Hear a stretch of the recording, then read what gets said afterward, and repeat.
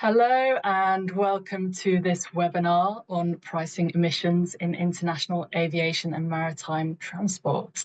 I am Megan Darby. I'm in communications for the International Institute for Sustainable Development, and I will be moderating this event. So first, the background.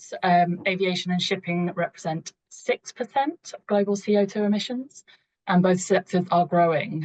They benefit from broad exemptions to fossil fuel taxes, which are out of step with their impact on the climate.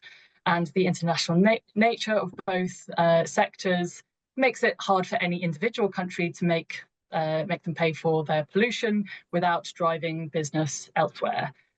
So international cooperation is needed to tackle this. The Netherlands launched a coalition at COP28 climate talks last year to tackle fossil fuel subsidies, including these trickier ones that will require international cooperation to reform. So we are very lucky to have with us Bastiaan Hassing, who is head of the Netherlands delegation to the UN climate talks. He will introduce and welcome members of the coalition. And then we'll hear from three experts. So we've got Iveta Gerasimchuk, Director on the Energy Programme at IASD, who will cover the urgency and complexity of fossil fuel subsidy reform. We have Giovanni Scaravetti from Bruegel, who will go into the specific challenges and opportunities in the aviation sector. And then Tristan Smith from UCL's Energy Institute will do the same for shipping. We have allowed time at the end for questions. You can put your questions to the panelists by writing them into the Q&A box at any time. And you can also upvote each other's questions, which makes my job easier as moderator because the good questions rise to the top of the list, or the questions that are on most people's minds rise to the top of the list. And it's easy to see how to prioritize them. So please don't be shy. Please do put those questions in at any time, and we'll take as many as we can at the end. This webinar is being recorded. After it is finished, we will circulate a summary of the key points to all registrants with links to the recording and to the slides. So I think that's it for housekeeping, and over to you, Bastiaan. Thank you very much, Megan, and a good afternoon, morning or evening, wherever you are. It is indeed my pleasure to welcome everyone to this webinar on behalf of the Netherlands, on behalf of the coalition to phase out fossil fuel incentives and subsidies. Indeed, as Megan has pointed out, we launched this coalition in Dubai at COP28. Currently have 13 members and are working on expanding.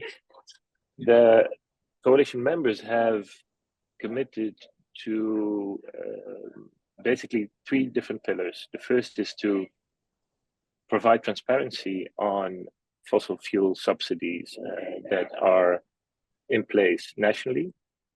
Second, to work together to identify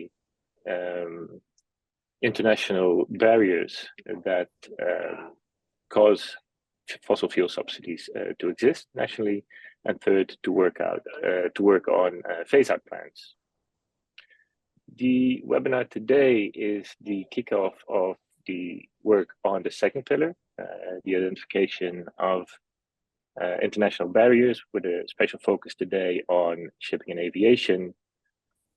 The idea, Megan already introduced the speakers, and they will provide their own views on basically the complexity of the issue, and hopefully also point to some tips and best practices that we can already take to make sure that in all sectors we will eventually have a decent price on carbon.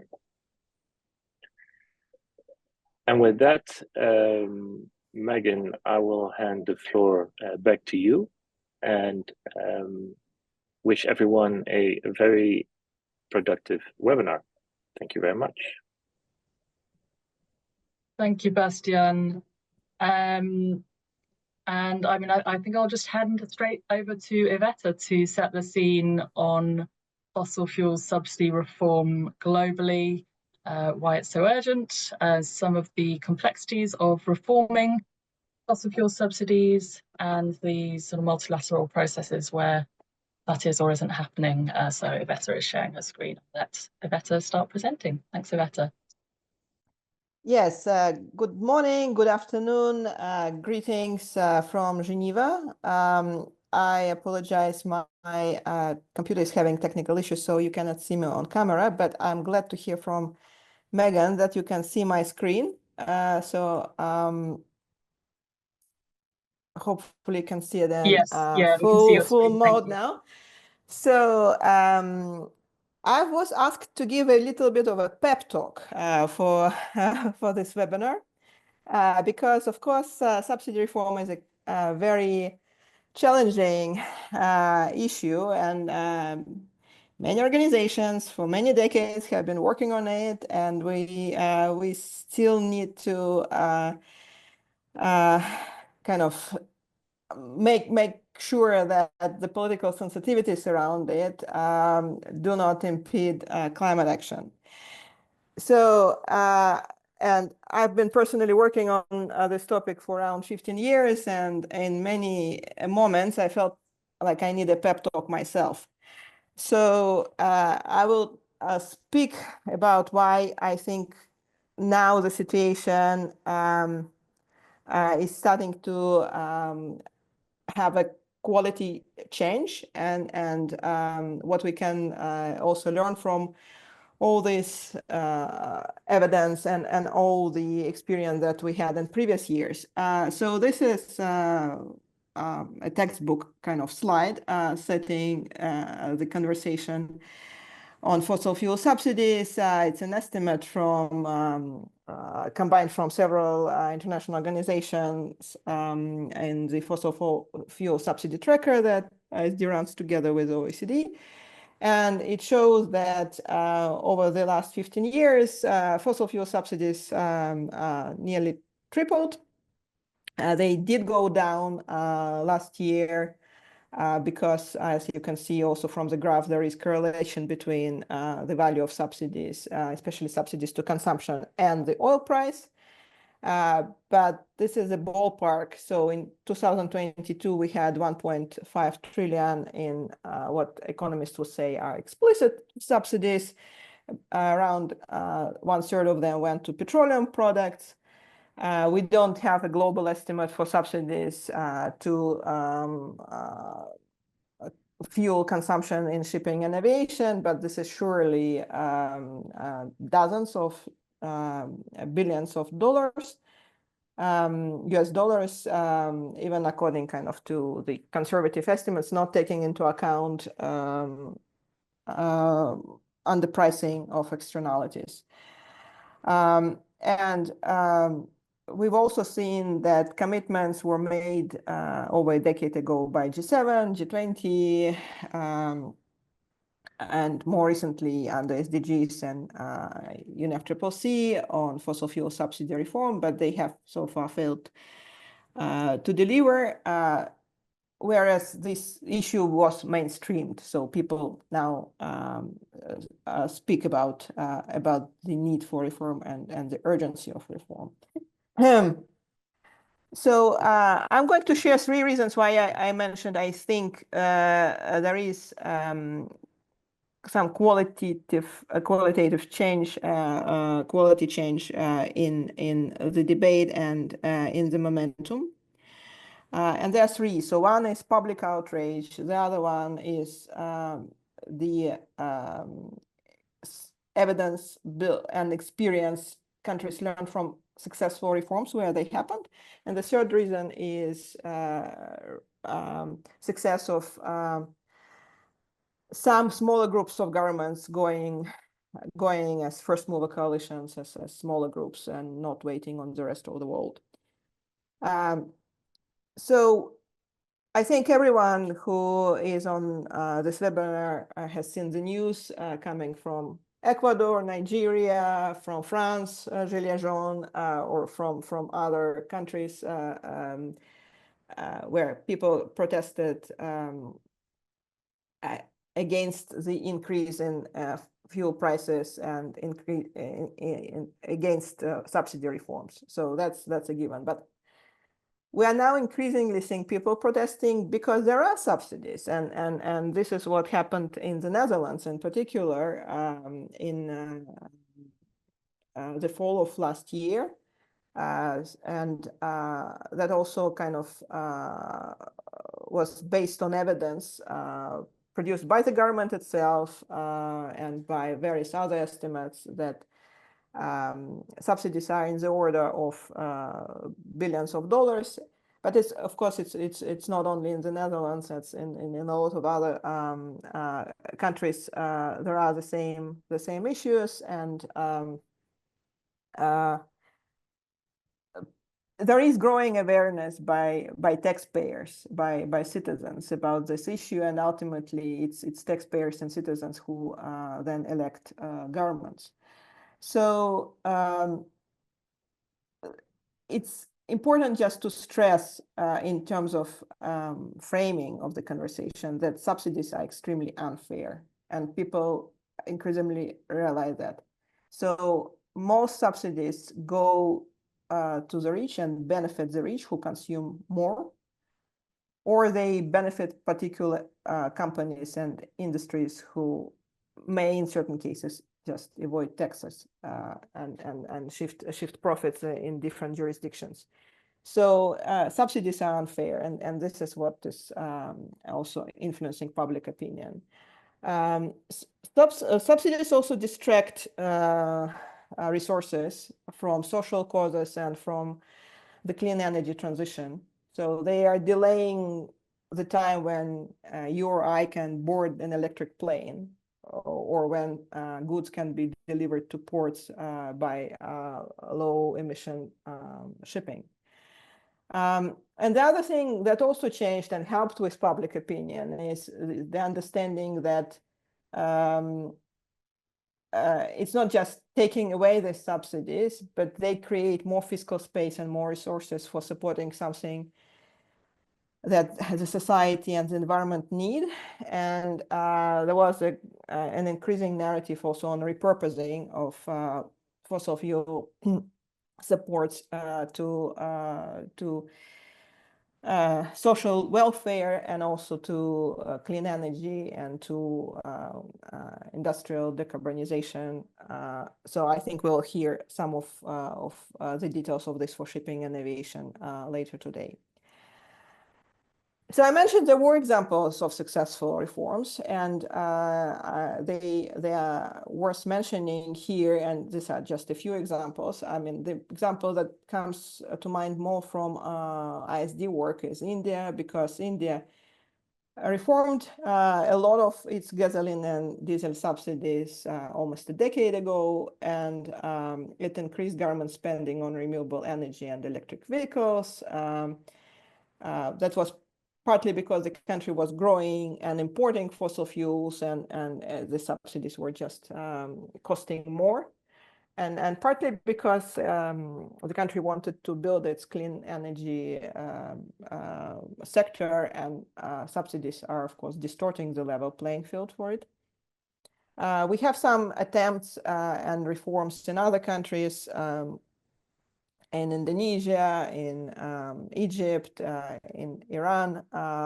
In some countries, they were successful in certain years, but then they backslided and reintroduced some of the subsidies. But there were still kind of lessons learned in terms of communication, ratcheting the success. And in more recent years, we can see that reforms are more sustainable. And also countries not just yield under IMF and World Bank conditional loans, but they communicate why subsidy reform is necessary, engage with the public. And in Zambia in particular, when Zambia reformed fossil fuel subsidies back in 2022, they also linked it to a reinvestment in social welfare and into free education, which became possible. And I will also mention in terms of subsidies to companies and oil and gas production, we saw some success in Canada, which reformed or rationalized 9 measures that were supporting the industry. And Canada also is the first country that passed the national framework and guidelines on assessing fossil fuel subsidies with focus on whether they are efficient or inefficient. So in terms of coalition of like-minded governments, so you've heard about COFIS from Bastian, and this webinar is supporting COFIS in its mission to gain momentum in conversations, in particular also on shipping and aviation. I want to say also from external perspective that COFIS is the first coalition that is talking about national reform plans. So it's not just an engagement group, it's not just having commitments, but it is looking also at national reform plans, which is important and which can then inspire other countries. Of course, it's in early days yet, and we need to kind of see that, but this is a qualitative change from what we've seen before, also even compared with G7 or G20. There are other first mover groups which are at earlier stages or more successful that operate in this space. So there is Global Solidarity Levies Task Force led by France, Barbados, and Kenya that is also potentially looking at levies on shipping and aviation and international shipping and aviation. There is a newly negotiated agreement on climate change, trade, and sustainability, which was just concluded by New Zealand, Costa Rica, Iceland, and Switzerland. And New Zealand is also leading fossil fuel subsidy reform initiative within the WTO. So it's also another first mover group, so to speak. And then there is a Clean Energy Transition Partnership, which is a little bit older and has been successful because its 40 signatories have cut their international public finance for fossil fuels over 2/3 over the past 3 years. And moved some of this finance into clean energy. And I'm mentioning it here also because if you look at the WTO definition of subsidies, public finance is captured. So subsidies are much broader than direct transfers and include all kinds of supports. So all these examples just tell us that there are countries now who just realize the need that they need to move in smaller blocks and provide this leadership without waiting on all signatories of certain conventions to do the same. This is very bold, inspiring. For individual countries, it's very hard to move on their own. So that's why I think it's kind of also something that can be source for enthusiasm and more optimism. I've been also asked to speak about complexity and multi-forum agenda. So you can see on this slide logos of at least some of the organizations working on the fossil fuel subsidy reform agenda. You can probably decorate a Christmas tree with their logos. There are many more, but these are important. I would say that some of these organizations have teeth, and some of them kind of are more established in the field, in particular WTO for trade, International Monetary Fund, and World Bank, who provide conditional loans to countries. But then there are other conversations, and there are, as I mentioned, also equity issues. and there are broader conversations about how the global south is represented in some of these conversations or other groups of countries. So there are other platforms where governments have made commitments regarding fossil fuel subsidy reform. G7, G20.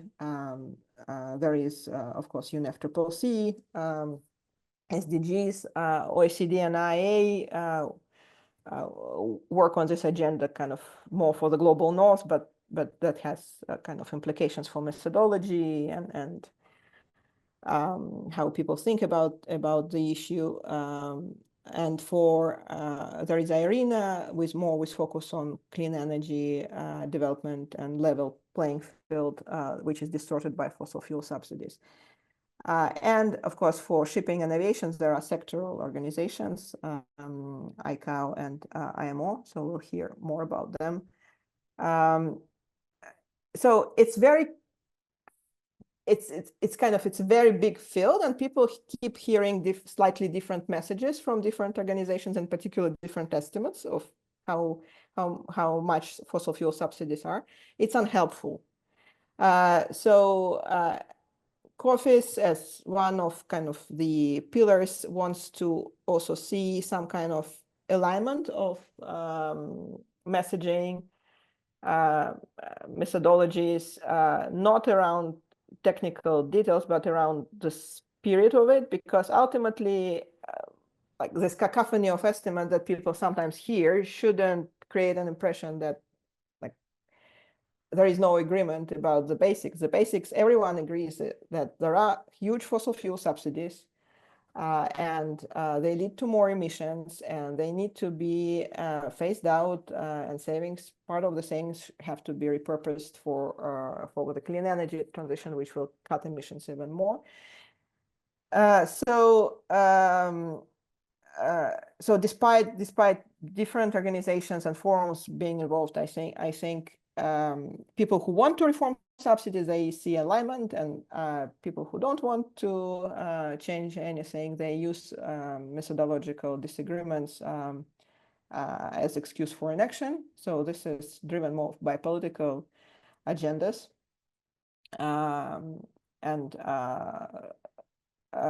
like there is a lot of more work and clarification to be done here. And what is also important is that because the subsidies are huge, and like the types and forms in which they come are very versatile, I think there is also understanding that you need to break it down somehow and focus on some specific subsidies, which, I mean, they're all inefficient, they're all pernicious, because ultimately every dollar spent on fossil fuels in this or other way, even if it's for carbon capture and storage, every dollar is not a dollar spent on social welfare and not a dollar spent on clean energy technologies. So they all have opportunity costs. But still, within this universe, there are some subsidies which are most pernicious and most harmful. So I can just say that it's madness that some governments are still supporting new fossil fuel exploration and development, because it's clear from climate science and from IEA scenarios that there is no room for new fossil fuel exploration and development in 1.5 degrees aligned world. And also there are subsidies for energy intensive industries, for large consumers, and there are also subsidies for shipping and aviation, which it's clear that they are distorting the level playing field, and have implications for emissions. And of course, Giovanni and team, they will say more about those sectors, but it's clear that within this universe of various fossil fuel subsidies, shipping and aviation are probably the least regulated sectors. Right, Iveta, thank you. Sorry to interrupt, but we do need to fit in all the talks. Did you have any more slides? and allow time for I questions. had one last slide, this is really about universal principles of reform. Nothing new here, but just as a reminder, we all need to, for successful reforms, build support for reforms by proper consultations and by proper communications. So this is internationally, but also within each country, given its national circumstances. We need to have a technical discussion on market signals via pricing, taxation, and other regulations.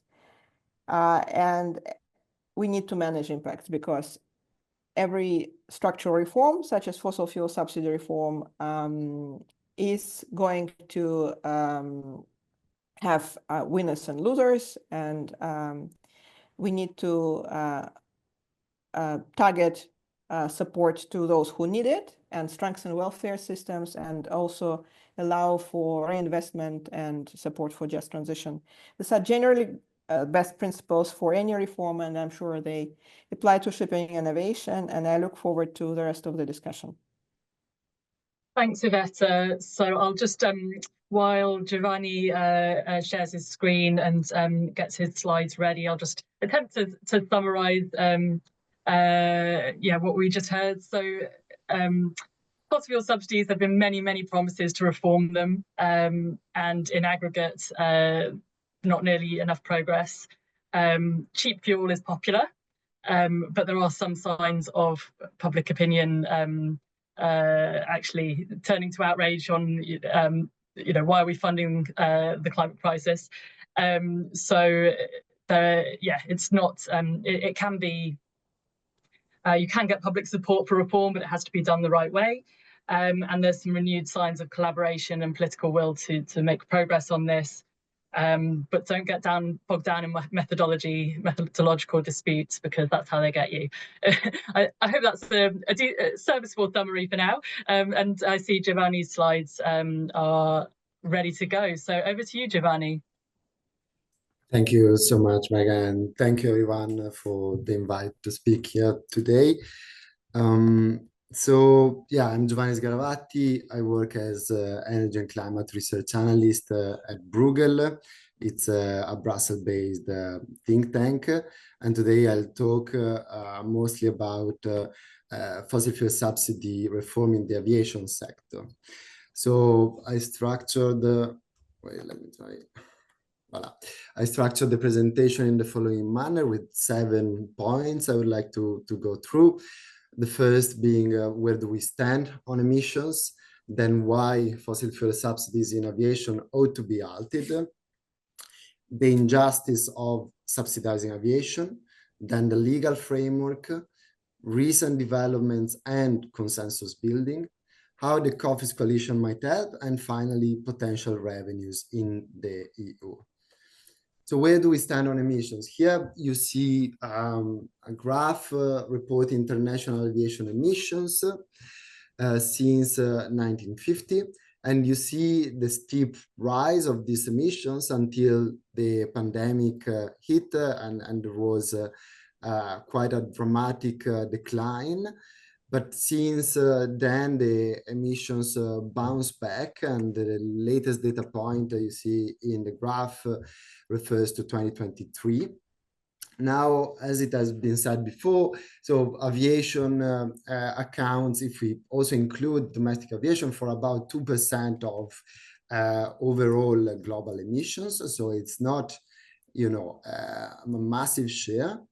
However, if we include all the byproducts of fuel combustion, then aviation is responsible for 3.5 to 4% of global warming. Now, in the EU, which we know is the region that has made the most progress in terms of reducing emissions among the major, let's say, developed economies, we see that that's not really the case for international aviation and international shipping emissions. because while EU managed to reduce emissions by around 30% since 1990 to 2021, international aviation and shipping emissions increased by 29% and 26%. Those accountable, at the EU level, basically. And also, if we zoom out a bit more and we look, at the global picture, if we index international emissions to the 1970 level, then we see that both for aviation and shipping, these emissions have increased at a much faster pace than for OECD countries. Now, why fossil fuel subsidies should be halted, especially in these two sectors? So this slide relies a lot on a great study that, I think most of the people listening to me now are familiar with, published by the Dutch Environmental Assessment Agency, Brink and co-authors last year, that, looks at fossil fuel subsidies in the Netherlands. And they found that the foregone tax revenues, because of the absence of a VAT tax on aviation in the country, was 1.5 billion. And the foregone revenues, because of no excise duties on aviation fuel, it was 1.5 billion euros. I think in 2021, if I'm correct, but yeah, don't quote me on this one. This is a problem. Why? Well, because basically it puts the aviation sector on a competitive advantage over especially trains, but also road transport. And it slows down sustainable aviation fuels adoption. In the graph that you see at the bottom of the slide, the authors show for a bunch of different economic sectors in the Netherlands what is the level of direct pricing per tons of CO2 or the actual carbon price. And this is shaded in white versus the social cost of carbon at 130 euros per ton of CO2. And you see that really for bunker fuels, for shipping and aviation, is where the area is all shaded in red, meaning that is where the climate pricing deficit is the most obvious. And going back to my point of this competitive advantage of aviation, if you try to book a plane ticket or a train ticket to go to the very same destination in Europe, the WWF made a study and they found out that in 70% of instances, the plane ticket is going to cost you less than the railway ticket, even though transporting passengers by plane is 5 times more emission intensive than by train. And now we turn to the social aspect of it that Iveta was also mentioning before, and distributional side of it. So I wanted to there is a lot to say, but I put these two graphs, and I want to start with the first sentence at the top, stating that the percentile of the most frequent flyers, at most 1% of the world population, likely account for more than half of the total emissions from passenger air travel. And you see there is two dimensions to this issue. The first one is a global country-to-country dimension. And in the graph on the left-hand side, you see how global CO2 emissions from commercial aviation are splitted from international passenger flights to domestic flights, short haul, medium haul, long haul flight. But I would like you to focus on the last, the bottom stack bar that shows you that basically 90% of emissions come from high income and upper middle income countries. Okay, so 62% from high income countries and 28% from upper middle income countries, leaving only 10% of aviation emissions to lower middle and low income countries. And so this is, if you want, developed versus least developed countries distributional aspect. And then instead, if we zoom in these high income countries, you have the graph on the right hand of the slide showing the percentage of American adults living in the US that take flights every year. And you see that, more than half of the people in the US don't take any flight per a given year, while about 12% of adults take 6 or more flights. So there is also an inequality aspect of subsidizing fossil fuels in aviation, which is quite evident. Not to talk about individual users of private aircraft that have private jets. Now, turning to the legal framework, I'm not a legal expert myself, so here I rely mostly on the very useful analysis of Faber and O'Leary, published in 2018. And I pinpointed for you some key, legal documents or important organizations in this space. So the first one is the Chicago Convention. This is really the foundational treaty regulating international aviation that was published after the Second World War. And in the convention, Article 15 and 24, they ban parties from imposing taxes on fuel already on board an aircraft when it lands in another country. What does it mean? Basically, prohibits taxing airplanes, the fuel in the plane when it's on a transit airport. So the main purpose was to prevent double taxation. Then we have the International Civil Aviation Organization, ICAO, which published various policy documents that suggest that no taxes should be placed on aviation fuel. However, these are non-binding documents.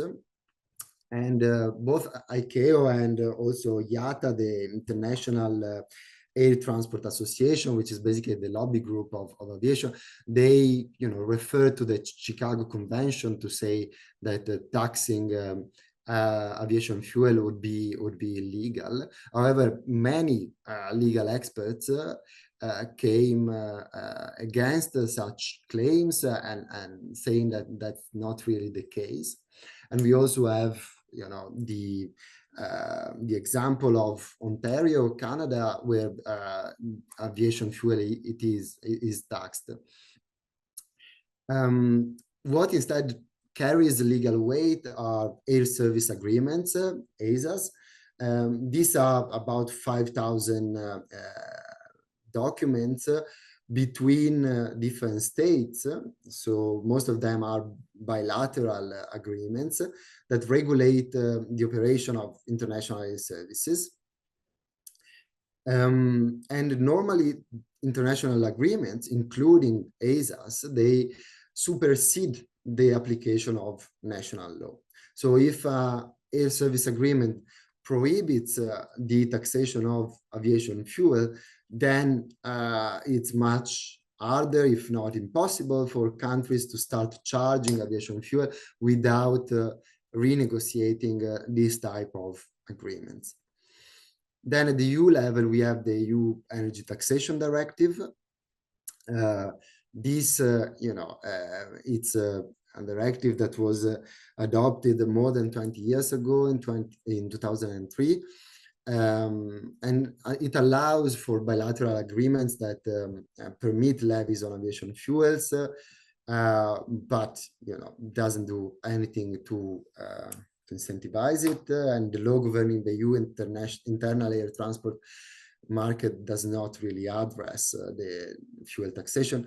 But it's perfectly possible to start taxing domestic flights, the fuel used in domestic flights.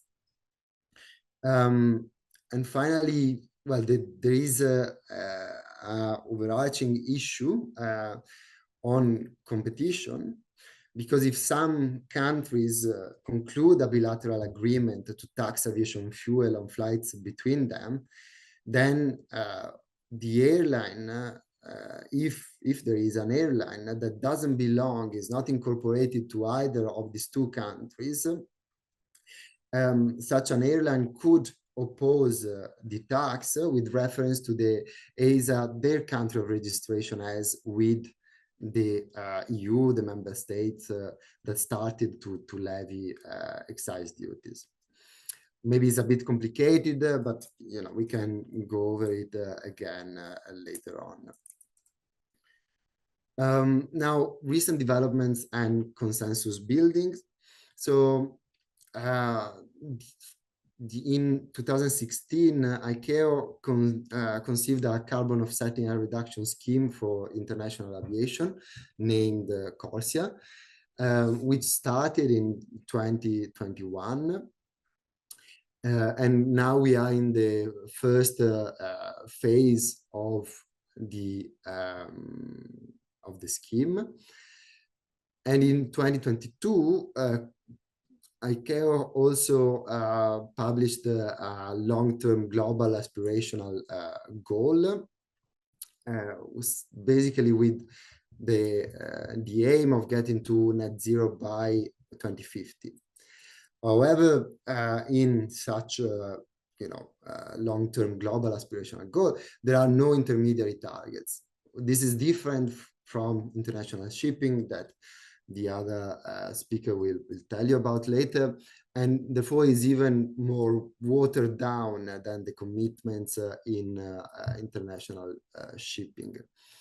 And also, CORSIA has a lot of flows that we can go into if you have questions later. But basically, the idea is that these carbon offsets should really offset the growth in emission compared to 85% of the 2019 emissions, which, however, as we have seen after the massive drop during the pandemic, we are now getting to that level of basically 85% of 2019 emissions, meaning that since CORSIA was rolled out and started, the need for offsets has been close to zero.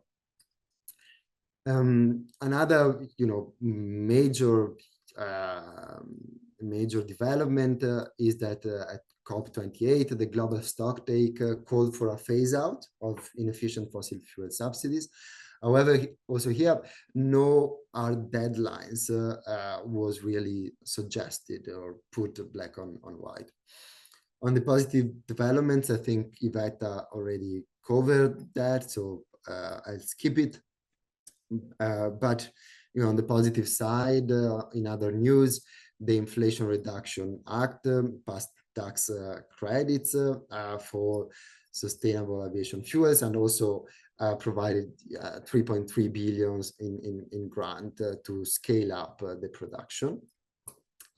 And in the EU, the Refuel EU Aviation regulation was passed, which has some specific targets on the minimum use of sustainable aviation fuels by 2025, 2030, throughout, up to 2050.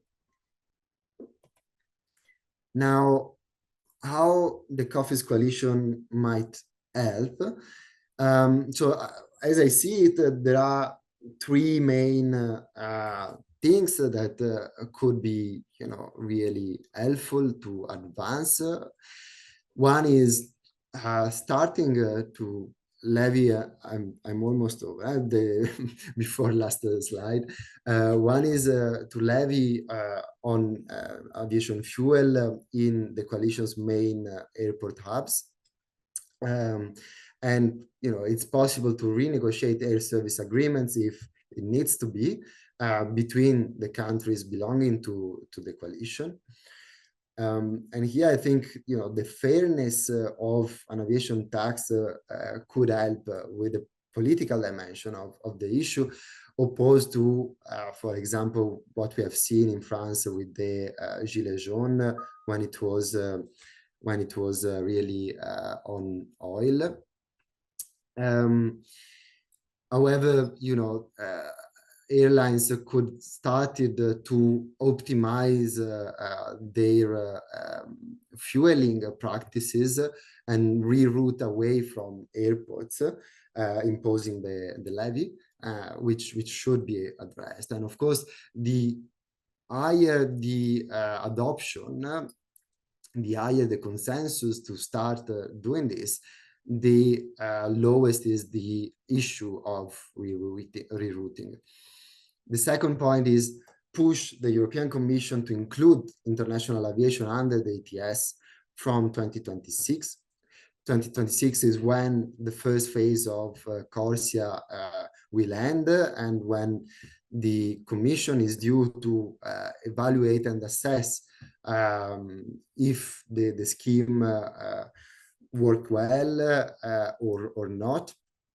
But exactly because of such a low baseline, my feeling is that the ETS is far superior, and so the coalition should really push the Commission to start including international aviation under the ETS. It tried to do before in 2012. There was a lot of backlash and international opposition at the time. However, I believe that the time has really changed, and countries such as China and the US, hoping in these elections, would be more welcoming than the last time. Giovanni, just to jump in to say, we're running a little over time, so if you could just get through the last slide or two that you've got quickly, that would be appreciated. Sorry about that. Yeah, thank you. So the last point, and I conclude, is on the accounting practices around international emissions. So international emissions are labeled as international, and therefore they're not really attributed to any specific country. And this does not force administrations to include a clear emission reduction pathway in their NDCs. Therefore, the coalition could work at the UNFCCC level to promote a change in the accounting method to allocate emissions to specific countries. And I'll conclude here. Thank you so much, and sorry for being a bit long. Thank you, Giovanni. And so I'll let Tristan load up his slides and share his screen.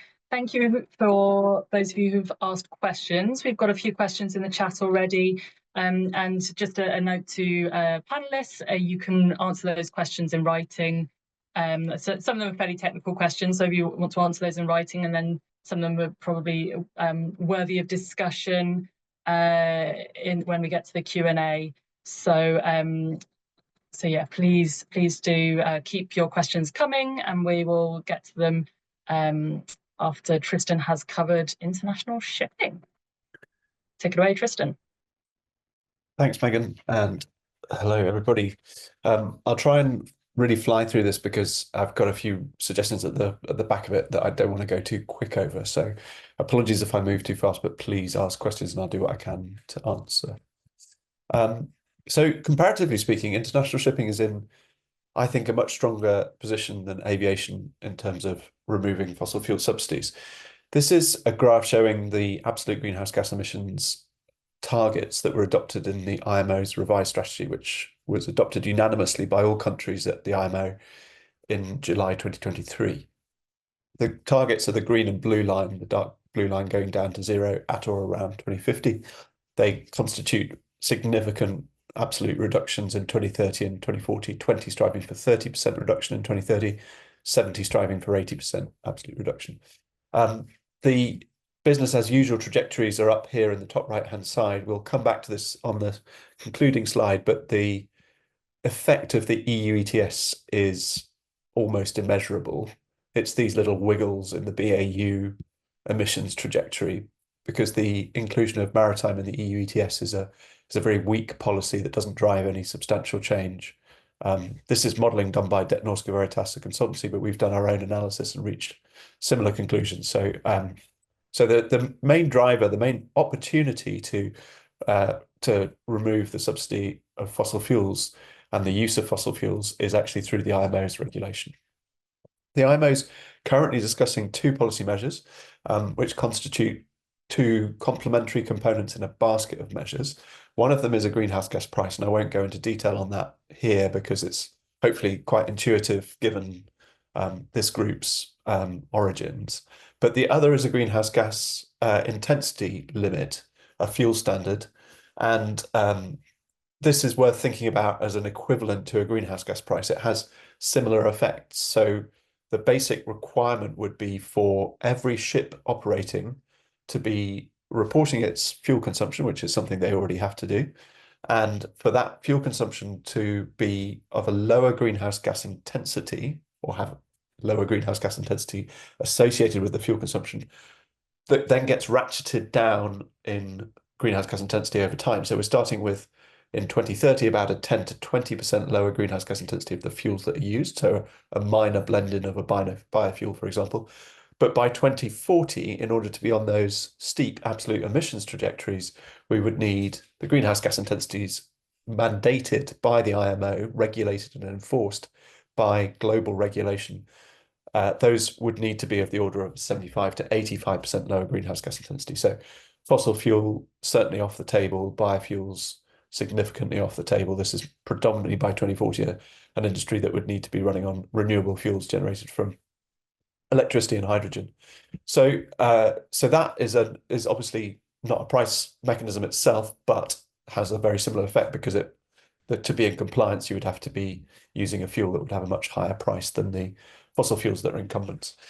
The political landscape within those IMO negotiations is that there are basically three groupings around three slight variations in the combinations of those two components: the technical element of a fuel standard and the pricing element of a greenhouse gas levy. One group of countries, Argentina, Brazil, China, amongst others, this is proposal one, particularly focus on the fuel standard, with greenhouse gas pricing being the way that overperforming and underperforming ships trade credits between each other. Another group of countries, significantly represented by small island developing states in the Caribbean and the Pacific, would include both of those policies with a universal greenhouse price. So as opposed to a price on the margin of emissions, which is what the proposal one constitutes, you would have a price on any greenhouse gas emission, starting at a price of $150 a ton in their proposal, and ratcheting over time to increase, but probably with the mass market transition, the mass market exit of fossil fuels being driven by the mandate by the fuel standard. And then a third group of countries, significantly Europe, but also Japan and Korea, that are suggesting a fuel standard in combination with a trading scheme, a bit like an ETS, in combination with a levy. So that's the third proposal. And there's broadly similar sized groups of support behind those. Now, there's a lot of work that's been done so far this year. I've already referenced Norske Veritas, which is a Norwegian consultancy and class society that works a lot in the maritime industry. They also did analysis for the IMO in a process called the Comprehensive Impact Assessment, which is a key step the IMO needs to have performed before it can adopt any of these measures. So they did analysis about what the impacts from a cost perspective would be of these different policy measures, calculated as seen by a ship operator. This graph, which is part of their report that we can share if it's helpful, but I don't have time to go into large detail, shows that regardless of which of those three proposals that we had on this slide, there's a similar overall aggregate cost to the ship operator in terms of increasing the costs of them having to pay for fuel or paying for regulation or paying for additional capital costs on the vessel. And those don't differ hugely between the policy scenarios. What's interesting is obviously that the greenhouse gas pricing policy generates revenues, which, because the IMO is not a national government, would then be under the IMO's control as to what was done with them. They don't just go back into treasuries, they go back into the IMO. And there are various different concepts for how they could be used, but particularly within Proposal 2 and 3, the concept is that they're reinvested into lower income countries. So this is the next piece of analysis, which is really important if you're entering into these conversations and debates, which is done by UNCTAD, UN Conference on Trade and Development, also produced for the IMO as part of its process. And this evaluates to what extent different countries' economies would be negatively or potentially positively impacted as a consequence of different policy measures. So I'm just picking it out in this slide, but there's a policy scenario which is like Proposal 1, and that tends to have the worst impacts, not just on the poorest countries, but on all countries. The policy scenarios that include greenhouse gas pricing in high levels of greenhouse gas pricing, $150 a ton, which also enable large amounts of redistribution, including to the lowest income countries, have both the lowest GDP impacts overall, but also the biggest effects or biggest benefits on the lowest income countries, particularly SIDS and LDCs that suffer generally from the transport cost increase that we see as a result of any policy that increases stringency on greenhouse gas emissions. So there's a core message here, which I'm going to abbreviate hugely, but is basically, if you use greenhouse gas pricing as a significant component of this policy package, then there is a good opportunity for lower income countries, as long as the redistribution of revenues is helpful and targeted to their needs. And that is important in the political dynamics and the landscape that you can imagine comes out of this set of different countries supporting different measures. Proposal 3, predominantly developed economies. Proposal 2, predominantly some of the most vulnerable countries, both from a climate perspective and economic risk. And Proposal 1, supported by the higher income, middle income economies, higher income, lower income economies, and therefore with different risks and opportunities. The timescales for where we are, there's 2 weeks of negotiations starting next week, which conclude at the end of MEPC 82 in 2 weeks' time, which will give us further insight into the political landscape, further evolution of those measures themselves. But it isn't a decision-making meeting. The key point for decisions is spring in 2025, MEPC 83, the Marine Environment Protection Committee, sorry for using so much jargon. And that should see an agreement of the specifications of those 2 policy measures, which will then be adopted as a formal 6-month process that needs to have gone through to allow objection. And that concludes by the end of 2025. So there'll be an extraordinary meeting at the end of 2025 at the IMO for that adoption formalization. I'll skip over the 2026, but we would then expect there to be entry into force of those policy instruments by 2027. And in 2029, I believe there's this reconsideration of whether the EU's inclusion of maritime in Fit for 55 makes sense, but others may have more expertise on that. So my concluding remarks on these comments, I'll just flash them up quickly. We've talked a bit about the EU regulation. I'm going to just be very annoying and say it's ineffective and politically toxic as a kind of unilateral action, particularly damaging to lower income countries. And trade in lower income countries. So that puts certainly EU countries at a disadvantage in this conversation. I would also say that we do have this excellent movement at the IMO, but it doesn't mean that it's finalized and will definitely deliver what the strategy is defined. There's still a lot to play for. But as I have given hopefully some insight into, it's quite a sensitive space. There's lots of risk of intervening in that discussion in a way that fuels some of the opposition to it, to a more progressive outcome, feeds narratives about levies primarily being damaging on lower income countries, even though the evidence from UNCTAD is the opposite, and feeds narratives about this being a stealth climate tax and climate finance source that is being extracted from lower income countries. Megan, can I just do my 2 coffees? Is that okay? The contribution slides. So I've got some suggestions, and I appreciate I haven't given you the detail to really do these in practice, but we've got lots of material if you want to pursue any of these.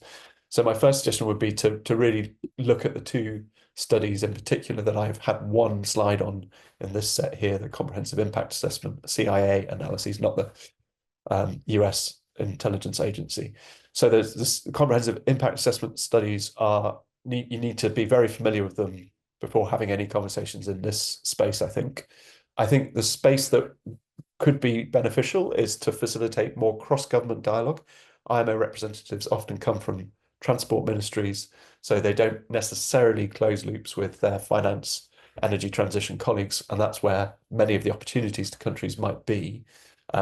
So making sure that this is something that broader government departments are aware of, given this very cross-cutting risk and opportunity space that it creates. And then I would particularly encouraging supporting low-income country participation and dialogue. Within the IMO debate, they are the key constituent to decide how strong these policy measures will be, given how much of the risk they carry, and given that we have this division between some of the countries that really strongly don't like a levy within the lower income country group and some of the countries that really do like a levy within the lower income country group. So we can't ignore that, their important voice in deciding that. And finally, just a slide with some of the resources that I've drawn from to make the slides, and happy to share more if that's useful with the Secretariat that they can then forward to you. Thank you. Fantastic. Thank you, Tristan, for keeping it snappy. I think we're back on time after we drifted a little bit. So that's really great. And there's a lot to digest there. I think we can see that, you know, aviation and shipping, they have in common that they are international forms of transport, but there are a lot of differences in the political dynamics around them. And the sort of technical levers that are available, and the multilateral processes that are available to actually address the subsidies that they get. So we've got aviation is a sector where most travel is by people. Shipping, most of the movement is of goods. You've got aviation is you've got a small minority of the population responsible for the majority of emissions, whereas shipping, there are a lot more players from developed and developing countries engaged in maritime transport, and the equity issues are really quite salient to that discussion. I see. Thank you, Yvette, for turning on your. If all the panelists could now turn their cameras back on, and we'll bring you all into a conversation. So yeah, I mean, there's lots to digest there. I don't know if Bastian, if you want to comment on you know, what you've heard from these experts about the kind of potential solutions and areas to explore on both shipping and aviation, and how you think that COFIS, this new coalition, could potentially take those forward, and some of the like challenges, like political dynamics that you see in taking those forward. Thank you, Megan, and many thanks to all panelists, Yvette, Giovanni, and Tristan. This certainly is a lot to digest and a lot to think about. I did say at the start I was kind of hoping for at least some perspective for us as a coalition to work with, and you've certainly delivered. So a direct answer, sorry, to you, Megan, is yes. I think this is certainly something that we can take up within the coalition. Both Giovanni and Tristan have made it clear, though, that to be really effective, we need broad international support. I've also seen some suggestions in the Q&A chat that are worthwhile following up. So this again, for me, is basically the start of a discussion, and something that we can certainly follow up on. Yeah, thank you. And I mean, let's talk. So I will come to. There are definitely a couple of questions in the chat that I want us to address as a panel. But I wanted to talk about the political economy of taxing aviation, Giovanni, because yes, it's a small minority of people who in the world who are responsible for most of the emissions, but they tend to overlap quite a lot with the people who make political decisions. Politicians, policymakers are quite likely to be frequent flyers. And we've seen ideas like a frequent flyer levy has been does very well in opinion polls and citizens' assemblies. It's a very popular idea, but nobody's implemented it yet. And so what barriers do you see sort of culturally in actually getting decision makers to say, yes, I'm a frequent flyer, but we need to do something about this systemically? Yeah, no, really, really good question. I think, in any case, the investment amounts that we need for the transition are enormous, and the pressure is mounting on finding this money.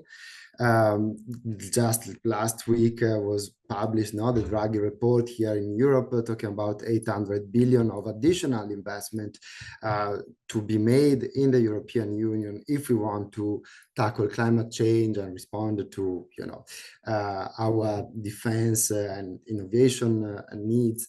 So I think the pressure at a point will become so high that the money will have to be found somewhere. And to me, aviation is really one of the low-hanging fruits, if you want. And well, with all the intricacies of that, but compared to, for example, increasing further excise duties on petrol for cars, for transport, which is gonna happen in the EU with the ETS2, not as excise duties, but really as a carbon price. So I think the risk is that if we keep leaving aviation outside of the picture because it's the special kid, the risk is to have a lot of political backlash for all the other sectors from which we try to levy the money. So eventually, politicians will have to face this. Yeah, so there's a strong fairness argument, and money has to come from somewhere, and we shouldn't leave aviation out when people are paying for taxes on their petrol at the pump. I'm interested for shipping, it's almost the opposite. Like, shipping is out of sight, out of mind for most people. How much is public engagement needed or useful to get some kind of strong agreement, or is it something that technocrats can deal with themselves? I mean, there are really strong, important equity considerations at play here. How do you see that?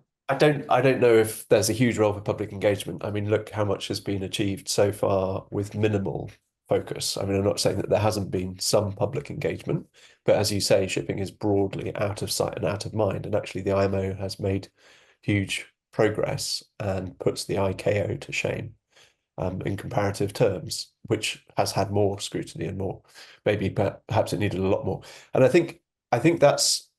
It's really hard to explain why that is. I mean, one could say it's because of the leadership of the Marshall Islands in particular, who since 2015 have been really pushing hard and have the power to do so because they are one of the big flag registries. And I've just answered one of the questions in the Q&A where someone was saying, well, why wouldn't we do this with corporate tax reform or tonnage tax reform? But the problem is exactly that issue, that so much of shipping is offshore financially as well as visually. And so that means that you really have to make sure that every country in the world is signed up to whatever you're trying to do, and the IMO is the mechanism to do that. But it also makes it into, in some circumstances, quite a practical organization that has managed to make progress on something which maybe in other places would have been more contentious or become more politically difficult to make progress in because of the way it was being scrutinized by other people. So it's hard to give a precise answer, but that's also why I'm a bit cautious about how a group like this could come in to a conversation which is already progressing fast. And whilst, like, I'm not saying there isn't help that's needed, it's so easy within the IMO debate for well-intentioned input, especially from higher income countries, to be fundamentally damaging to the discussion that we have. Right, it's a very sensitive equity conversation, and like, don't come in boots first and mess it up. Exactly, but I'm not trying to tell you guys not to get involved. I'm just saying, please do get involved, but please get involved carefully. Right, look at the best ideas that are already on the table and how you can strengthen those, rather than, yeah, we don't need new ideas necessarily. Just take the strongest elements that exist. So we've got a question in the chat from Marcus Trilling. The upcoming UN Framework Convention on International Tax Cooperation foresees a protocol on environmental taxation. Wouldn't this be the best place to address aviation and maritime taxation? So there's clearly like specific processes going on aviation and maritime, but would it be helpful to address this in the overarching tax framework? How do you see those processes working together? Giovanni, do you want to have the first go at that? Yeah, sure. So, you know, ICAO is the UN agency dealing with international aviation. And what we have seen so far with the CORSIA, in my opinion, is not really delivering, well, not in my opinion, but really in the data. We are not seeing massive offsets, and the emissions keep rising. Therefore, while I agree with what was said before also by Tristan, and I think for international shipping, it's different. I think the IMO conversation is more serious about reducing emissions, how to do it, and the presentation before showed it. For CORSIA, for me, is a no answer. So I am a bit, you know, afraid that keeping waiting for a multilateral UN approach agreement, is a bit like waiting for Godot. You know, we can be waiting forever. So I would suggest and encourage the coalition to start doing something instead among its own members, and start to put its weight behind some measures. Okay, so you don't see another UN process as the best driver of change in aviation. What do you think in shipping, Tristan? No. Just no. Well, I mean, that's what I was trying to say, right? We are, what, 6 months, 8 months off the IMO embodying a greenhouse gas price into MARPOL Annex 6, which is then globally applicable and enforceable because and I didn't go into depth on this, but IMO applies its regulation on the port call basis. So when a ship calls into a port, if its paperwork's intact, then the ship is free to carry on its business. But if it's not, then the country that the ship's called at can fine or detain the ship. Now that's an incredibly powerful enforcement mechanism. So no one who wants to trade a ship, and many ships are operated like taxis. They're not like planes that might be only flying bilaterally between two countries. The owners and the operators want to be able to sail into any port. So they want their paperwork to show that they're in compliance and not to get fined by a greedy port administrator.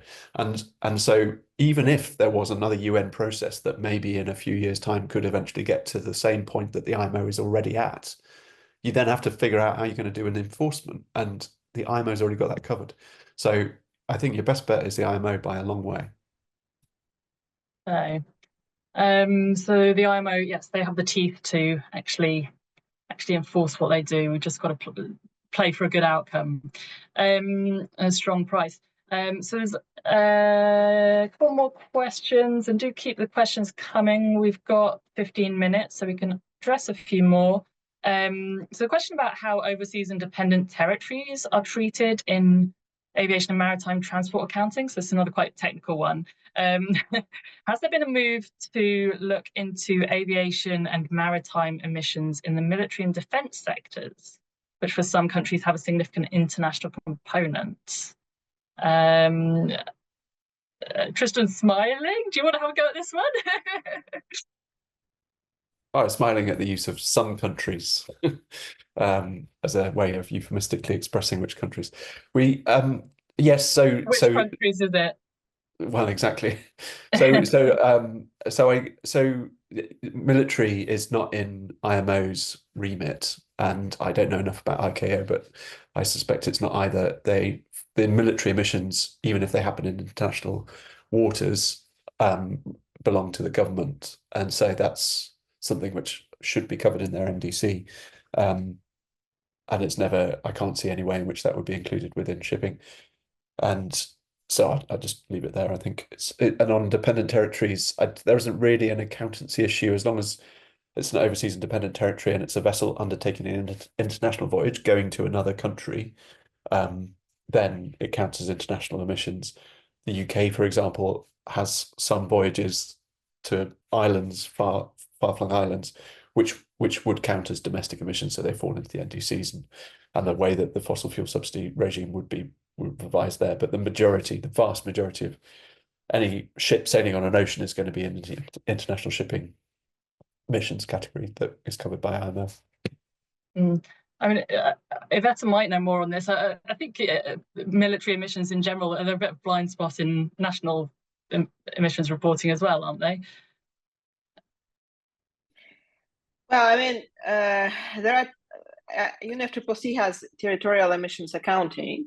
So as Tristan said, it would be, Tim said, it would be government emissions owned by governments. But we don't necessarily have transparency on what's the share of these emissions, and of course it's highly political. Yes. Well, we could get diverted into that. That's a bit of a tangent for this discussion. There's another question about. I mean, I think this question was by Gemma Gina was posed quite early on in Giovanni's presentation, and he did talk more. He did talk more about CORSIA, but yeah, asking really about. And you've addressed this to some extent, sort of whether CORSIA, the ICAO emissions trading system, should be the way forward, moving away from patchwork of national, regional regulatory initiatives. And I think you've been suggesting actually, like this, there are opportunities to make more progress with other levers first. I mean, should we come back to that, Giovanni? Like, what's Well, yeah, again, so how CORSIA works at the moment, it set this benchmark basically at the pre-pandemic level, okay? So at the beginning, it was supposed to be at 2020 level, okay? And then to offset any growth above 2020 emissions. Then there was a lot of, lobbying going on and a lot of pushback to put the level at the 2019 just because of the pandemic. At the end, I think recently, last year, they agreed on 85% of 2019 emissions. And so to start offsetting all this growth from 85% of the 2019 emissions. This means that so far, the carbon offsets have been close to zero, because we still aren't at the 2019 level in terms of international emissions. And at the top of this, so first, CORSIA would only tackle growth in emission, not overall emissions like the ATS.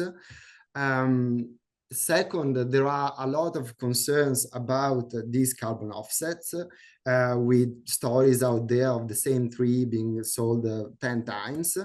And it's a quite, difficult space to build the decarbonization plan of an entire sector, in my opinion. So it's really the second best, if not the third or fourth best, in my opinion, even though I believe in carbon offsets, and I think they are important, but they must be used as an additional tool to the decarbonization pathways that are very clear, with midterm goals that are not there even in the ICAO long-term aspirational goal, that even in the wording they use the aspirational goal to get net zero to 2050.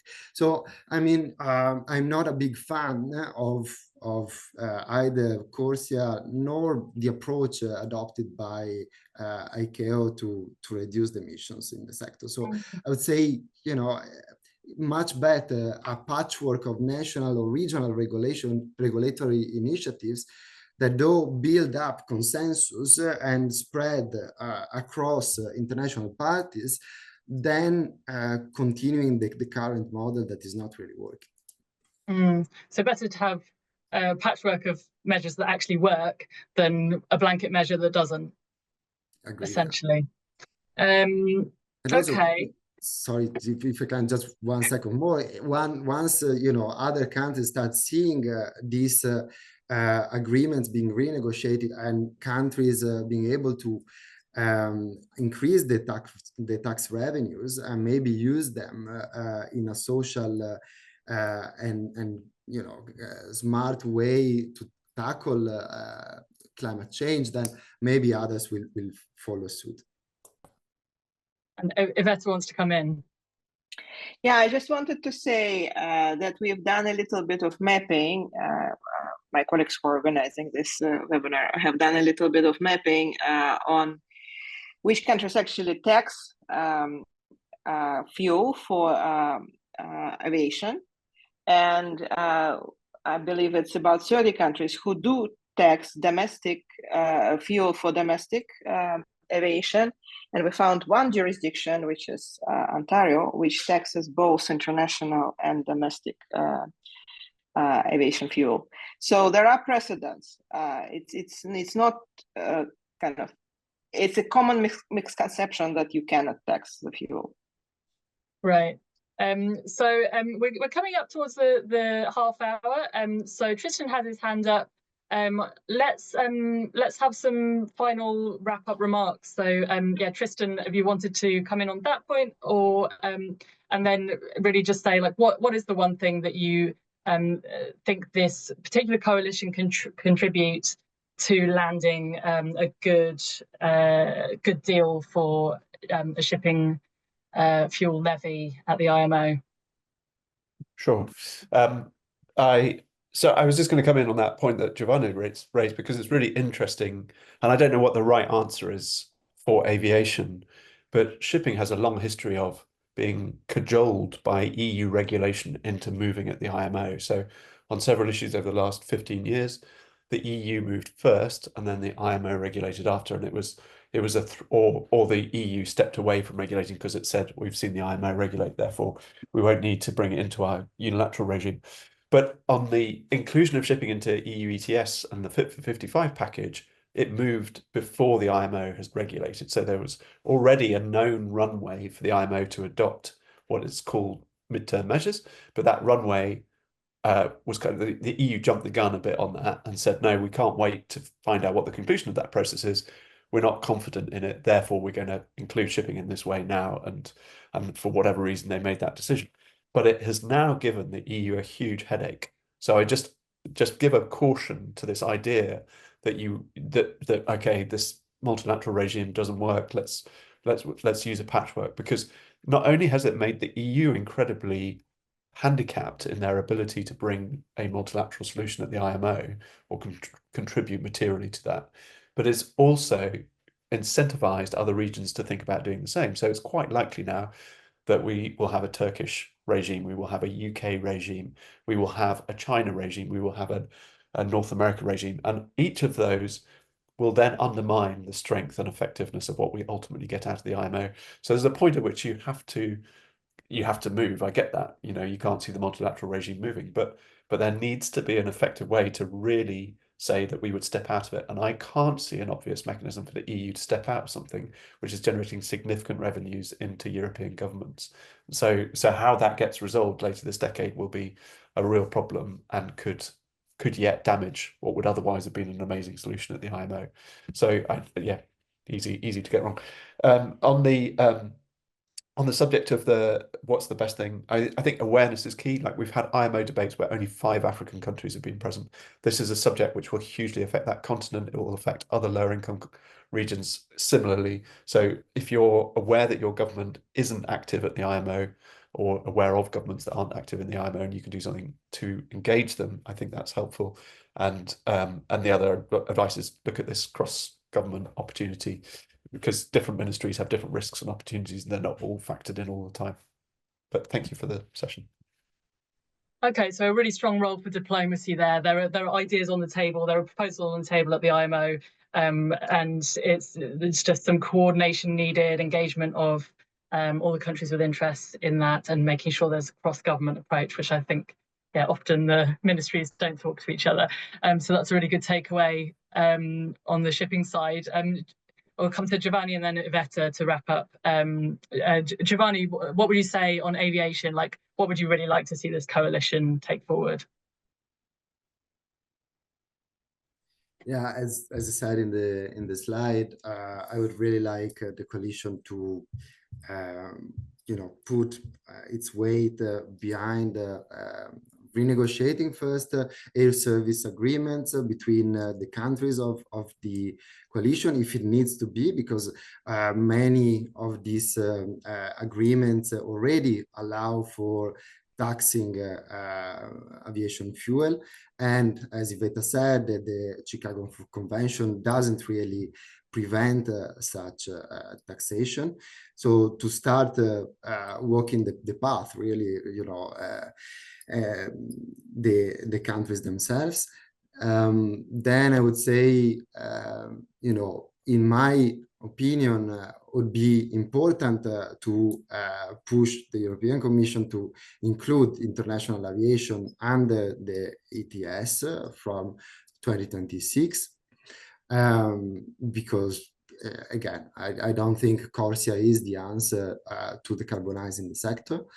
And then finally, to push the UNFCCC to change its accounting rule to include international aviation emissions into country-level emissions. And here it could be quite simple. You can just account for half of the emissions from the country where the plane takes off, and half of the emissions where the plane lands. So just accountability for emissions can make a huge difference to actually people taking action. Okay, but yeah, the main thing is that if you want to tax aviation fuel, you can. There's no law that stops you, so do it. Iveta, I'll give you the last word. Well, Iveta, and then back to Bastian. Do you want to make final remarks? He's not responding. I think he mostly wanted to listen. I'll let Iveta have the last word, and then we'll wrap up. Well, what responsibility? It's been a fascinating discussion and very important. I think it's also not just a climate discussion. It's also a discussion about raising revenue for governments and for international climate finance ultimately. And it's also a discussion about social justice and equity issues within countries, but also among countries. So that by definition makes it very complex. I think it's a start of the conversation. Maybe through this angle of subsidies, we will see whether it's a useful angle, or some wonderful things can be done quietly without using the strong language and engaging with civil society.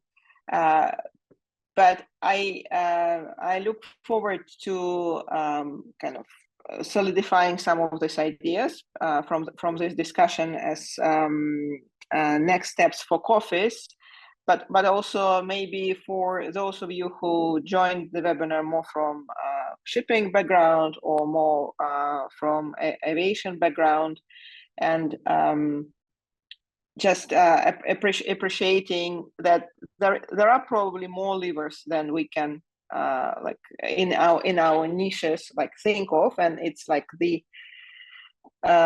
aggregation of different levers that creates political momentum, whether it's kind of more on the inside within governments, or whether it's like with broad political and public engagement.